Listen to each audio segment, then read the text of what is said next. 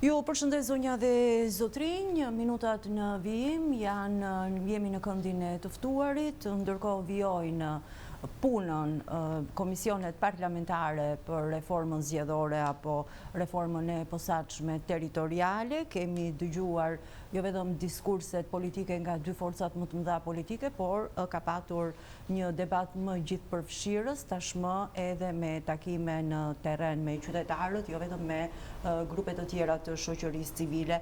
Ka një nismë të fundit tashmë dhe për këtë do të flasim pikërisht për propozimet që bëhen nga Bashkimi Liberal Demokrat dhe nisma Reforma Reale me drejtues avokat Gülsen Zhlimën, të cilin sot e kemi në studio. Zhlima, mirë se vini. Përshëndetje, faleminderit. Për të qenë korrekt me publikun, Bashkimi Liberal Demokrat, kryetar Arjan Starova, ndërsa nisma Reforma Reale, kryetar avokat Gülsen Zhlima.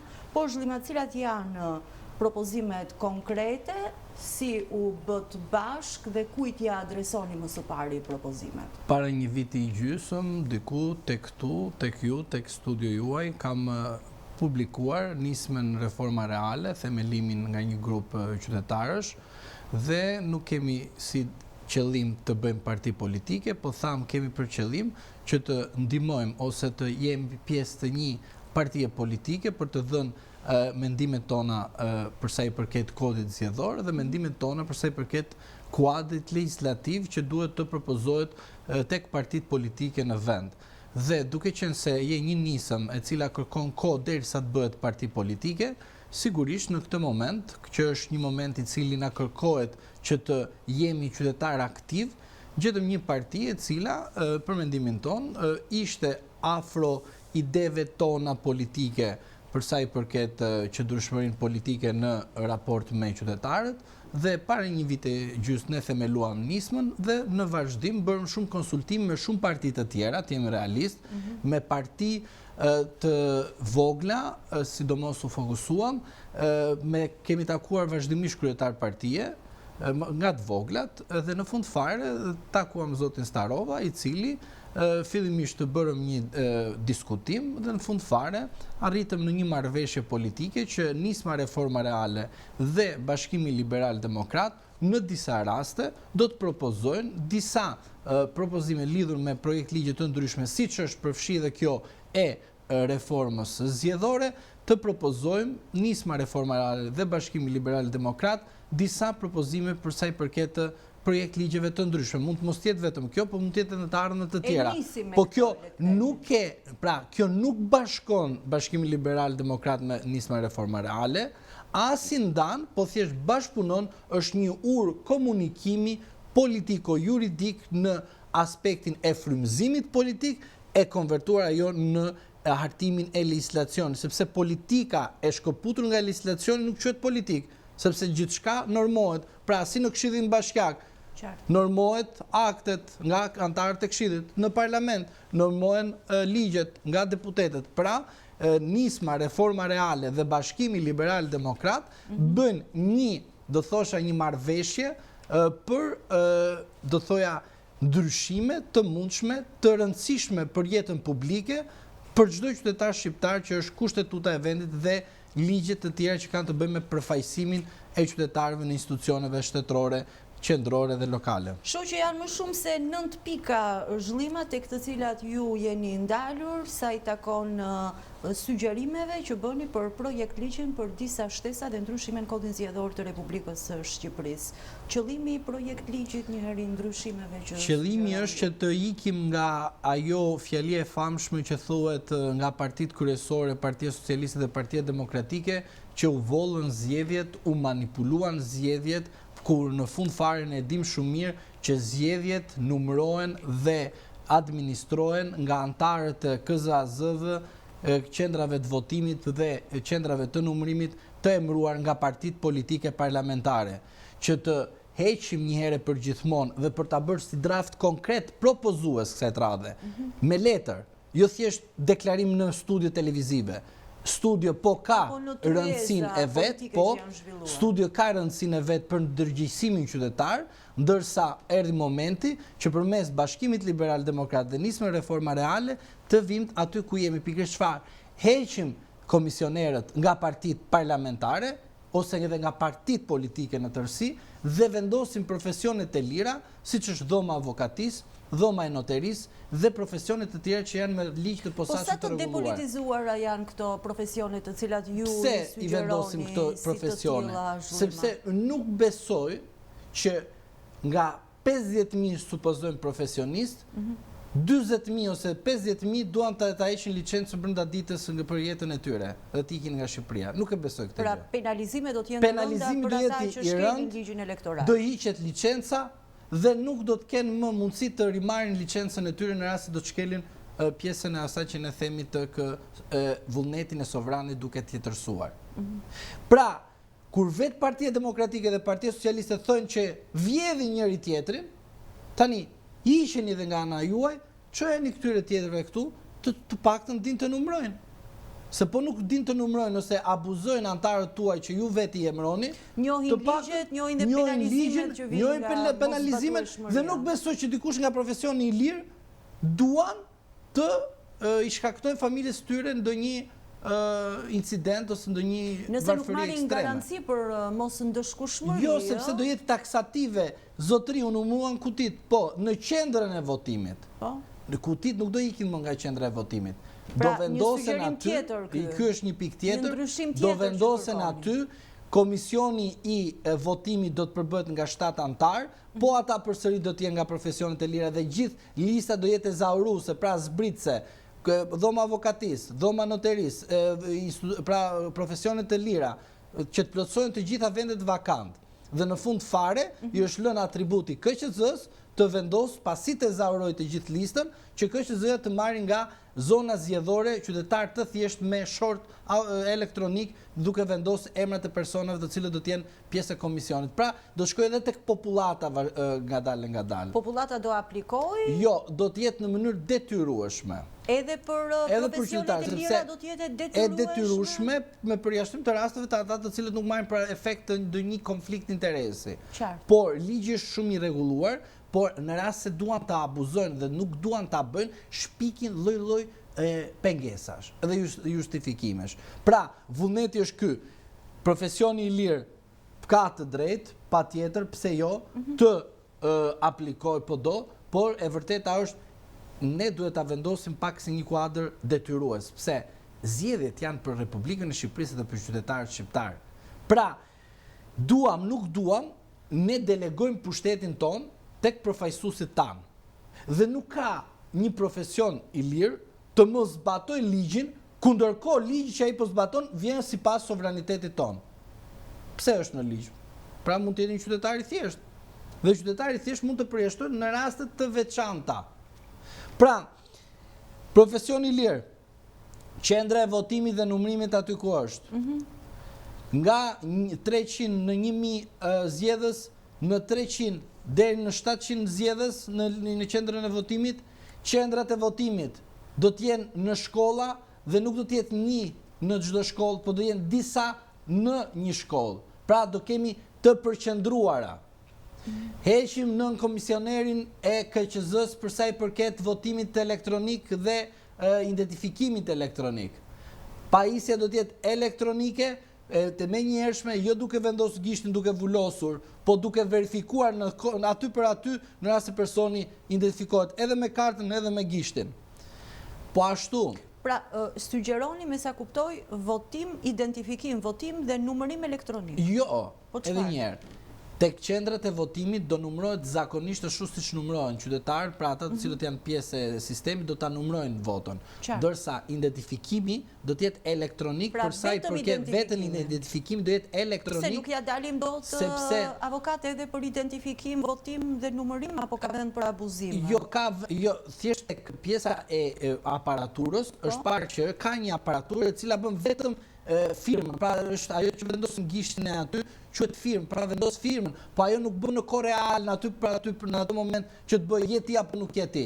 Ajo thjesht duhet të kalojë një kohë gjatë, të kuptohet që sa herë ka votuar një person në një qendër votimi. Pra do thot abuzim. Tani, kjo është treguesi i qartë që te ligji është e propozuar nga ana jonë që të jetë aty për aty verifikimi menjëhershëm. Votim elektronik dhe numrim elektronik 0. Jo. Pra për të pamundësuar votimin 2 herë. 2 herë dhe tjetërsin. Po, dhe votim 2 herë dhe personat të cilët nuk janë regjistruar si emigrant, ose personat të cilët jetojnë në shtetit, që të marrin kartën e identitetit dhe bëjnë sikur po votojnë ata ndërkohë. Po për votimin jashtë territorit të Republikës së Shqipërisë. Në votimin jashtë territorit të Republikës së Shqipërisë e kemi liberalizuar përderisa quhet Bashkimi Liberal Demokrat dhe Reforma Reale, liberalizuar në çfarë mund të jetë i diskutueshëm si propozim, por e vërteta është që ne themi kush ka pasaportë biometrike të vlefshme dhe do të qëndrojë në kohën kur do të bëhen zgjedhje në Republikën e Shqipërisë jashtë vendit për arsye të ndryshme, përfshi dhe qytetarë shqiptar, por edhe diasporën shqiptare, mund të aplikojë dhe zarfi do të vi në vendin kur ata do të qëndrojnë me një vetdeklarim të adresës së tyre.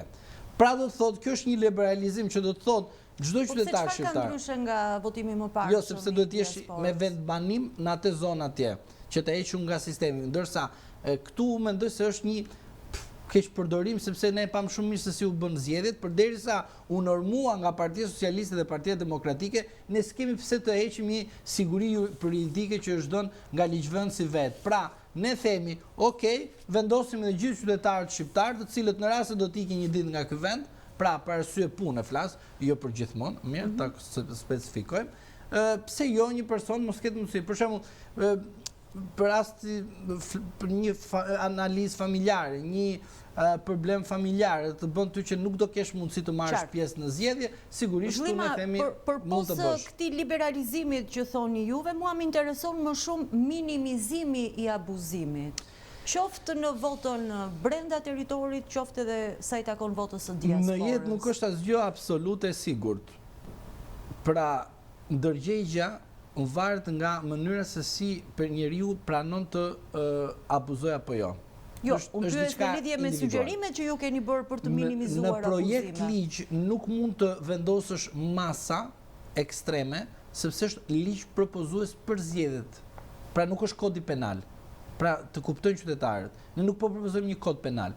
Ne po propozojmë. Jo, nuk e kisha në kodin penal e keni gati. Në rafshin penal. Jo, e keni gati, kodi penal. Abuzove, do ndëshkohesh. Kisha lidhje me protokollet që janë ndjekur deri dje për problematikat që dolën nga procesi i fundit zgjedhor ku për herë të parë patën mundësi emigrantët të votojnë. Po thjesht për shkak se protokollet nuk mund t'i normosh në ligj, se janë protokollet të cilat ndryshojnë her pas here.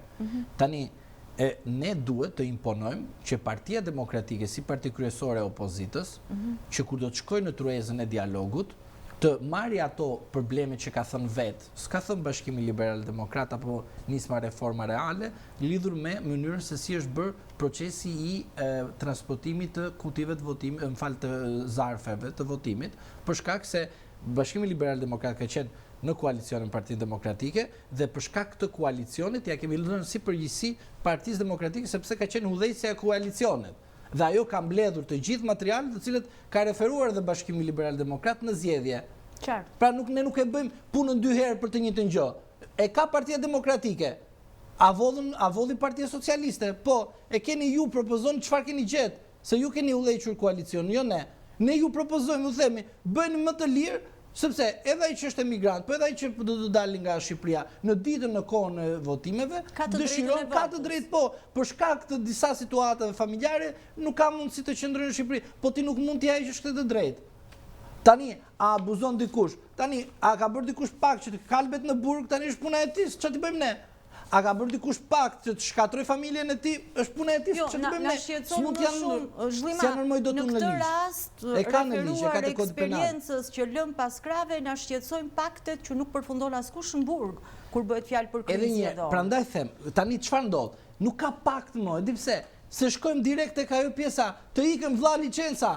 nuk e gjen më licencën. Ka zgjedhje në Kosovë dhe ne po e ndjekim me shumë Po, interes. keni parë në Kosovë që të rrife nga mjesë deri në darkë duke për të njëjta gjëra. Dhe është fiks momenti kur janë regjistruar paraprakisht nëpërmjet postës për zgjedhjet e 7 qershorit, pako individuale, se cila prej tyre përmban udhëzuesin për procedurën e votimit, flet votimin, zarfin e fshehtësisë, zarfin kthyes. Pikërisht për këto detaje po flisja pak më parë, nuk flisja për ashpërsim të ndëshkushmërisë, se ato e kanë bërë disa herë dhe askush nuk e ka zbatuar. Rrallë herë është zbatuar. Ai për mendimin tim quhet protokolli që ndiqet nga institucioni përkatës dhe nga rekomandimet dhe sugjerimet. Po e normon ligjvëndësi apo jo? Edhe një e normon ligjvëndësi, por ne nuk e dim kodin zgjedhor të Kosovës, pra nuk është se kemi lexuar të 100% kodin zgjedhor, por ne mund të kuptojmë që subjektet politike kanë propozuar të Komisioni Qendror i Zgjedhjeve se si do të bëhet mënyra dhe administrimi i fletëve të votimit dhe zarfet që do dalin jashtë vendit. Tani, ne nuk do në të futemi tek pjesa e atyre çfarë ka gjetur Partia Demokratike që mos të bëjmë bivendosin mbi Partinë Demokratike. Pra, nuk po bëjmë një dëm Partisë Demokratike duke propozuar të tjera përveç atyre që ajo ka akuzuar Partinë Socialiste. Në fakt, kur adresoj pyetjet Zhllima, nuk kam ndërmend as Partinë Demokratike, as Partinë Socialiste, po kam ndërmend qytetarët që duan që pas 35 vitesh vota e tyre, vullneti i tyre të shkojnë në destinacionin përfundimtar. Dhe për mendimin tim do të shkojë, por në rast se ne shkojmë dhe themi, jo paragjykojmë, po do shkojmë të normojmë dhe do t'i marrë në konsiderat Partia Socialiste dhe Partia Demokratike. Në rast se nuk i merr Partia Socialiste, të paktën t'i imponoj Partia Demokratike, sepse derisa ajo thot që vota e qytetarëve shqiptar është tjetërsuar, duhet të paktën të marrë disa nga propozimet tona dhe t'i çojë në truez. Në rast se nuk i çon Partia Demokratike, atëherë mbetet e qytetarët të gjykojnë a ka të bëjë me një marrëveshje politike midis Partisë Socialiste dhe Partisë Demokratike dhe thjesht partitë e vogla përdoren thjesht sa për të marrë votat e tyre për shkak të asaj që ne themi koalicionet janë shumë të kërkuara. Pse janë koalicionet shumë të kërkuara? Për këtë arsye, sepse qytetarët votojnë edhe partitë të tjera politike. Në rast se nuk do të ishin, a keni sugjerime sa i takon koalicioneve zgjedhore? Ne nuk e prekëm fare koalicionet, ne qëndruam tek pjesa e 1% në raund kombëtar dhe tek pjesa e përllogaritjes së mandateve. Ne në 162 të ndryshohet dhe do të shkojmë me metodën Said El Lague, që është votat e vlefshme totale të partisë, të pjesëtohen me numër tek dhe jo ashtu siç është sipas rendit 1 2 3 4 si rasti Hod. Pra, ne themi zotri zgjedhjet edhe sikur të bëhen me liste të hapura dhe me lista të mbyllura, po përllogaritja e mandateve bëhet me rastin e metodës Hod, sigurisht situata nuk favorizon partitë e vogla, ndërsa për partit në total të gjithë partit politike dhe duke u besuar tek parimi zgjedhje të lira dhe të barabarta, aty nuk do të dëgjoni kur fjalën zgjedhje të lira dhe të ndershme, por zgjedhje të lira dhe të barabarta, kur nuk kupton që të gjitha palët janë në garë dhe të barabartë, pavarësisht peshës elektorale, sepse pse shkojmë në zgjedhje, se çdo 4 vit pesha elektorale rivlerësohet. Pra, nuk është absolute përqindje që kanë partitë politike në çdo palë zgjedhje. Prandaj shkojmë në zgjedhjet parlamentare, prandaj shkojmë në zgjedhjet lokale. Dhe prandaj në këtë kod zgjedhor që keni aktualisht në fuqi në Republikën e Shqipërisë, jo atë që mbani tani aty, kemi për diskriminimi, kundërkohë vetë ligjvëndësi ka diskriminuar garën e rregull dhe të barabartë në Republikën e Shqipërisë. Zhllima, unë shoh që disa propozime ka përcejnë kodin zgjedhor dhe futen edhe në territorin e reformës territoriale, kur thoni propozohet rritja e numrit bashkive nga 61 në 101, reduktimi i numrit të qarqeve nga 12 në 7, dhe një tjetër ndryshim që e rendisnin ndër më kryesorët është edhe kufizimi i numrit të zgjedhësve për çdo qendër votimi nga 300 deri në 700 zgjedhës. Atëherë, në kuptimin legjislativ duhet kuptojmë që ligji duhet të ketë një dispozitë të posaçme që të referohet një ligji tjetër. Dhe prandaj ne kemi bërë këtë ndryshim, këtë ndërhyrje, që kur kemi të bëjmë me këtë propozim, pra propozim quhet, po ndërhyrje quhet tek propozimi, tek ligji në aspektin parimor, pra propozues, kemi bërë tek normimi aty që të vendoset posaçërisht 101 bashki dhe reduktimi nga 12 qarqe në 7 qarqe. Edhe pastaj po të shikoni është referuar. Artikulohet për të reduktuar zhëllima. Jo, një sekond, jo them çfarë propozojmë ne. Dhe aty tek ajo pjesa ne themi këtë gjë. Kur ti e vendos edhe te kodi zgjedhor, në çdo kohë kur ligjvënësi i tanishëm ose i ardhshëm do të shkojë të bëjë një ndërhyrje përsëri tek reforma territoriale, nuk duhet të harroj kodin zgjedhor. Pra nuk e lejon, nuk e mundëson. Jo, paralelisht duhet të shkojë të bëjë ndërhyrje për të dyja kodet. Pra edhe për kodin zgjedhor, edhe për ligjin territorial. Pse? Sepse tek kodi aktual zgjedhor thuhet që ndarja territoriale i lihet të ligjit për sa i përket administrativ territorial. Ndërsa te kjo ne vendosim themi. Dhe në fakt ndryshimet bëhen për ndikime elektorale. Bravo, Ndryshimet bëhen për ndikim elektoral dhe ndërkohë ligji shitet si administrativo-territorial. Bravo, po është elektoral. Prandaj dhe ju e kondiciononi. Dhe unë tani jam futur atë dhe çfarë kam bërë? Kam bërë një ndërhyrje dhe them, këtu duhet të jetë taksative, sepse kur norma legislative nën ligj është taksative që kjo duhet jetë kështu. Dhe kjo sigurisht e referon tek ju jeni konsultuar me eksperienca të tjera të vendeve të tjera. Bashkimit Evropian. Po, kam marrë disa vende të ndryshme dhe kam parë se si ato e kanë. Dhe kam përshtatur. Dhe tek disa vende kanë edhe tek kodi zgjedhor, edhe tek ligji territorial administrativ.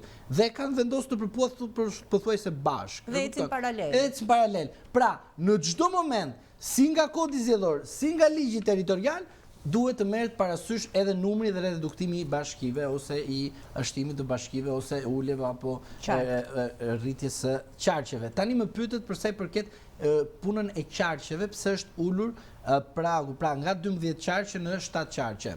Në rastin e marrim si referencë që në disa qarqe janë 4, 5, 7 deputet në krahasim me qarqe të tjera, duke bërë edhe reformën territoriale edhe kodin zgjedhor paralelisht, partit kryesore që dihet për arsyen, duhet të marrin disa qarqe dhe ti lëvizin që kur do të kemi të bëjmë me ndarjen e mandateve, të jenë pothuajse në shumë qarqe të jenë të njëjta, pra të ketë diferencë 18 në 20, 17 në 20, pra mos ketë një diferencë për shembull, një qarqe nxjell për shembull 12 deputet, një qarqe që është afërt atij qarkut nxjerr diku tek 7 deputet. Pra këtu do të thotë që nuk është pesha e balancuar, pra ke disbalans, që mos ta bënim Shqipëri të ndarë në 4 rajone. Pra një deputet zgjidhet me 7.000 vota, një deputeti tjetër i duhen 17.000 vota. Kjo po hamendësoj se nuk ndërsa tek shtata e bëm me numër tek dhe kemi zgjedh gjithmonë numër tek, që pastaj kur bëhet pjesëtimi dhe pastaj dhe për llogaritja e banorëve të qarkut që të dali shifra e mandateve, komisioni posaçëm që është për këtë detyrë dhe ekspertë që do të kenë, duhet të nxjerrin në çdo qark me qarkun tjetër, mos të jetë konkurrencë e madhe me mandate, se bëhet loja tek pjesa e përllogaritjes për çdo qark pastaj, sepse ndarja e mandateve llogaritet për çdo qark. Pra, në çdo qark kemi llogaritet, për çdo zonë zgjedhore që është qark, llogaritet ndarja e mandateve me votat e vlefshme. Dhe prandaj kemi bërë këtë reduktim që të shikojmë që edhe Shqipëria të ketë një përfaqësim sa të duhur, sepse mund të jetë veri jugëlindje, këto gjëra pra të jetë ndarë në shtat. Edhe Tirana si po ndërkohë keni kërkuar rritjen e numrit të bashkive nga 61 në 101. Sepse qytetari duhet të jetë sa më afër bashkisë dhe bashkia nuk duhet të jetë larg qytetarit. Pra, qytetari nuk shkon te bashkia, bashkia shkon te qytetari. Mashtrimet e 2015-ës janë dikues të kësaj të ngjarje që ka ndodhur në këtë vend. Çfarë? Ke përfaqësim sot në bashki? 0. Ke këshilltar bashki? 0. Çaj ke temruar? I ke të emruar të pak nuk bëjnë asnjë gjë. Edhe sikur të kishe me listë hapur prapë asnjë gjë s'bën. Çfarë duhet? Bashkia të shkojë te qytetari dhe jo qytetarit e bashkia. Po, meqense përmendët listat e hapura, listat e kandidatëve në mbështetje zgjedhore, çfarë sugjerohet? Lista e kandidatëve? Po. Lista e kandidatëve për deputet.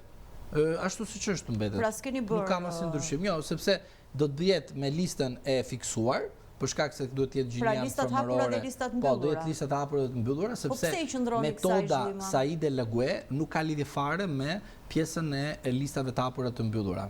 Pra, kërkova një model dhe modeli ishte i tillë, që mos bëhet loja, sepse do dalë për shembull disa partit politike do thënë shko ne të hapur demokratizime dhe këtu nepotizmi familjen duke bërë keqbesim tek elektorati, mos themi se i ngel hatri dhe se kanë kuptuar akoma gabimin që kanë bërë dhe vazhdojnë duke thënë se ka qenë qëllimi i mirë. Tani o vlla, qëllimin e kishte të mirë dhe Berishës i thu 4% i vendos pragun kombëtar. Dhe Berisha ta merr ta materializon dhe çonte Edi Rama dhe bëj pak njëri me tjetrin dhe në fund fare çfarë na thua ti? Që hapa listat dhe vura gjithë familjen? Të paktën kërkoj një ndjesë publike të jemi realist. Tani për sa i përket pjesës së sistemit, edhe një herë, sistem nuk është lista. Lista është përzgjedhje. Pëlqim. Pra, lista është për ata të cilët duan të kandidojnë. Lista është pëlqim dhe mos pëlqim. Jo, partin, një sekond. Duhet të ndajmë dy gjëra. Po je në parti, do mësosh rregullat e partisë. Këto rregullat e partisë nuk e mësuam. Një sekond. Po je në parti politike flas. Po je në parti politike, partia ka rregulla, ka statut. Tani nga ndryshon ky sistemi, kjo metoda që sugjeroni juve, që ta kenë të qartë ata qytetarë që nuk e njohin fare. Po, për llogaritja e mandateve bëhet me votën e vlefshme të qarkut, për llogaritja me numër tek.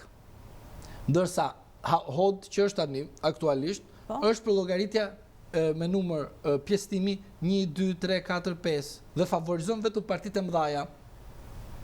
Mirë, kjo është, po nuk e bën me sistemin Lague, nuk e ndryshon lista, a është e hapur apo e mbyllur. Thjesht pjesëtimin e votave të vlefshme e bën me numër tek.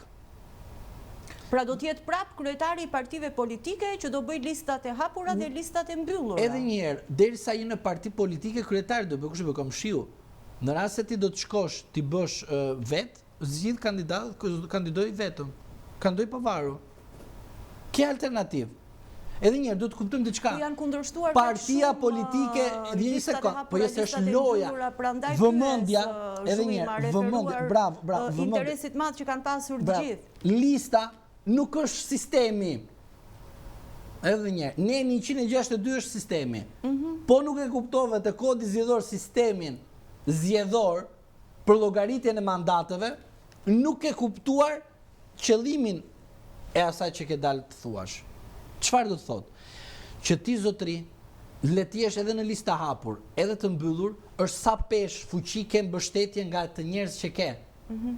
Pra, e gjithë kësaj kohë që ne kemi jetuar, politikanët shqiptar janë emëruar nga kryetarët e partive, nuk janë zgjedhur. Ndërsa te lista e fiksuar dhe e hapur ka dy alternative. Dhe alternativa, të njëra partia të emëron, ndërsa te tjetra populli të zgjedh. Dhe populli ka midis dy zgjedh, edhe të fiksuar edhe të zgjedhur. Pra zgjedh ai, nuk është se ka një diferencim. Ndërsa çfarë bën këta të tjerët? Që të kanë parë që kanë dështuar nga mos mbështetja. Që t'ja thjeshtësojnë publikut, po flisja për meritokraci. Kush meriton t'jetë dhe kush nuk meriton t'jetë. Në rast se ke një parti që ka rregulla, është çështje e brendshme për partive, të jemi realistë këtu. Pse është e brendshme? Sa ata e kanë në statutin e tyre. Nuk i kam unë. Qartë. Bashkimi Liberal Demokrat nesër pas nesër do bëj për shembull, do vinë në zgjedhjet lokale, do ta menaxhoj vetë si do bëhet projekti i votimit të brendshëm. Më kupton, mund të bëj edhe me emrin, është zgjedhje se do të planifikoj. Zhulima, se keni dhe një sugjerim tjetër ju sa i takon organeve të qeverisjes vendore dhe thoni parashikohet që kandidati fitues të mbar mbi 50% të votave plus 1.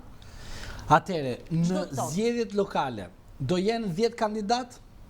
Në raund, pra në zgjedhjet e para, kandidati duhet të fitojë nga votat e vlefshme të përgjithshme, do të fitoj 50 plus 1 vota. Nëse nuk fiton kaq? Nëse nuk fiton, të dy të parët do shkojnë në raundin e dytë. Kush fiton më shumë vota? Në rast se ka barazim, e kemi hequr dispozitën që thot Komisioni Qendror i Zgjedhjeve do të bëj short dhe kemi lënë që kur sovrani të vendos kush nga të dy do të marrë më shumë vota, ai do zgjidhet të kryetar i bashkisë. Pavarësisht sa qytetar fitojnë, mjafton që të ketë 50% plus 1. Në raundin e parë. Në raundin e parë. Në mos shkohet në dytin, balotazh. ai që merr më shumë vota. Qartë. Po që mos jetë barazim, që nuk ndodh shumë shpesh, për të përfunduar zhllima në kilometër të jo larg qoftë në kilometra. Nuk ka kilometra këtu ne. Kësaj procedure jeni pra sa i takon propozimeve që kemi dërguar tek këto propozimet i kemi dërguar para se të them për kur i kemi çuar, dua thjesht vetëm të saktësoj diçka. Po. Jemi kundër votimit dhe numërimit elektronik. Qartaze. Pse? Për ato që duan ta çojnë Ramën edhe 100 vite në pushtet, le ta bëjnë, po besoj se bie në kundërshtim. Është shumë i manipulueshëm. Po çfarë kemi propozuar? Kemi propozuar që në kohë reale të shkojnë rezultatet. Çfarë do të thotë rezultatet? Tablet, telefona, të pajisur, komisionet qendrore, komisionet të cilat do bëjnë votimin aty dhe numërimin, zonale, dhe më njëherë shkon mesazhi KQZ-s. Pra, pse bëni kaq shumë luks, ku s'ka pse të shpenzoni kaq shumë, sepse në të paktën kemi bërë zgjedhje. Por duhet një metodë dhe makineri e dur që të shohë në kohë reale rezultatin dhe në kohë reale pjesëmarrjen. Pse duhet bëhet kaq shumë zhurmë? Jo voto komisioner, non komisioner, jo bërnami me këtë, jo pajisja nuk punonte, jo elektronik është e verifikueshme apo jo. Dhe në fund fare, këtë draft ne e kemi nisur tek forumi politik që është themeluar. Ne urojmë që të ketë sa më shumë forume, sa më shumë nisma, sa më shumë parti politike që të imponojnë të dy partitë kryesore në vend atë që ne themi e drejta për të dëgjuar. Kjo është një e drejtë absolute në çdo kod procedurial penal, civil, administrativ dhe njerëzor. E keni dëgjuar ju kur keni një konflikt me një person i thua të lutem më le të flas? Më dëgjoj të paktën, vendos çfarë të duar ti, çfarë të duash ti. Dhe këtë i themi qytetarëve shqiptarë ne. Ne i themi na dëgjoni, nuk na dëgjoni, të paktën folëm, nuk jemi pasiv, jemi aktiv. Pra do të thotë, çfarë po bëjmë ne? Aktivizimin politik në kohë reale dhe nxjerrim këtu në publik diskutim. Nuk duam paragjykime. E dim shumë mirë çfarë kanë bërë ato në ndër vite. Në rast se unë do të merrem me paragjykimet, atëherë bëjmë mos flasim për asgjë. Por ne duhet të flasim për diçka konkrete dhe dua të them edhe një herë që Bashkimi Liberal Demokrat dhe nisma Reforma Reale nuk do të jetë vetëm ky draft, do të propozojë edhe drafte të tjera sipas ngjarjeve të aktualitetit që do ndodhin në vend. Ky është thjesht fillimi, ne urojmë që të na vinë edhe subjekte të tjera të kërkojnë që të bashkohemi për propozime të tjera shtesë dhe sigurisht që betejë politike për nismën në Reforma Reale ka nisur para një vite gjys, por betejë politike për këtë parti ka shumë vite dhe erdhi momenti që të themi dy partive kryesore, mjaft me marrëveshje një pasnjëshme, është momenti që të na dëgjoni dhe dëgjimi të jetë të paktën politik dhe nga aspekti profesional. Zhllima referuar të drejtës suaj për të bërë të dëgjueshëm dhe të drejtës dhe detyrimit që ne kemi për informimin e opinionit publik, besoj se kemi hedhur sadopak dritë në propozimet që ju keni bërë pra Bashkimi Liberal Demokrat dhe nisma Reforma Reale. Edhe unë ju falenderoj shumë për hapësirën, sepse t'jemi realist, Fax Media News ka qenë nga dita e parë kur unë kam shpallur nismën Reforma Reale dhe më ka dhënë hapësirën të shprehem para një vite gjys dhe është gjë pozitive sepse kemi arritur që sot të kemi një marrëveshje me një parti politike që është një marrëveshje e cila është thënë që në fillim tek nisma Reforma Reale që ne nuk do shkojmë të krijojmë një parti politike fillimisht, do bashkëpunojmë dhe gjatë rrugës mund të ndërtojmë pse jo dhe një qasje tërësisht politike, po gjithmonë duke dëgjuar qytetarët shqiptar. Dhe përmes Fax Media News që na është dhënë mundësia, ne do vazhdojmë edhe betejat e tjera dhe bashkëpunimet të tjera. Dhe përveç kësaj do të bëjmë edhe një aplikim, që të cilën do të vit këtu ta them, që do online do të na gjejnë qytetarët të nisma Reforma Reale dhe Bashkimi Liberal Demokrat që të bëjmë një iniciativë më të avancuar për sa i përket komunikimit drejt për së drejti me qytetarët dhe me media në tërësi. Avokat, faleminderit. Edhe unë falenderoj për ftesën. Falenderime edhe ju, zonja dhe zotrina Ndoqët.